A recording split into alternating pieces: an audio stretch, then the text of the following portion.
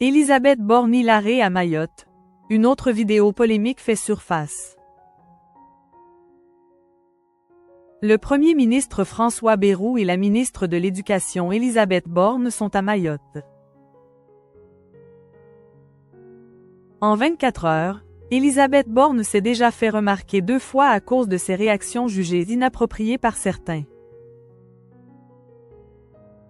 Un comportement surprenant. 2 semaines après le passage du cyclone Chido sur Mayotte, qui a fait des dizaines de morts et plusieurs milliers de blessés, le Premier ministre François Bayrou, la ministre de l'Éducation Élisabeth Borne et le ministre des Outre-mer Manuel Valls sont arrivés sur l'île dévastée. À peine arrivés, plusieurs vidéos polémiques font le tour des réseaux sociaux et plusieurs politiques tels qu'Olivier Faure ont fait part de leur indignation. Élisabeth Borne n'a pas fini de se faire remarquer. Les habitants de Mayotte attendent des réponses concrètes du gouvernement pour leur venir en aide. Mais alors que des milliers de personnes vivent encore sans eau et sans électricité dans des bidonvilles détruits, ce lundi 30 décembre, Élisabeth Borne a préféré tourner les talons et quitter les lieux sans un mot alors que 2 enseignants déploraient, désabusés, le manque d'aide de l'État. Le lendemain, ce mardi 31 décembre, c'est une autre réaction de l'ex-première ministre qui a choqué certains.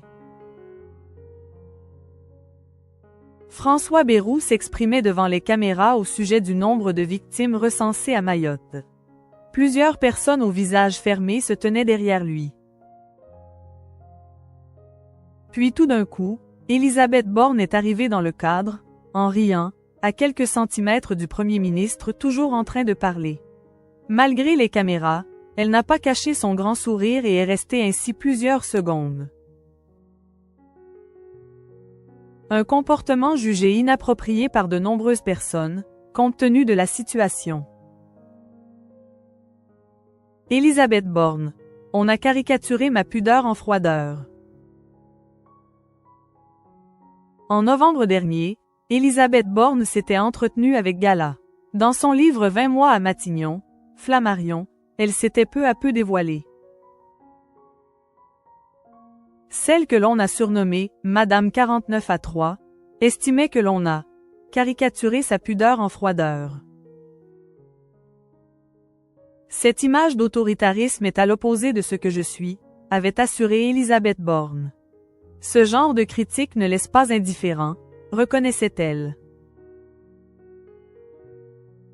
De solides points d'ancrage ont néanmoins permis à Élisabeth Borne de traverser les pires turbulences.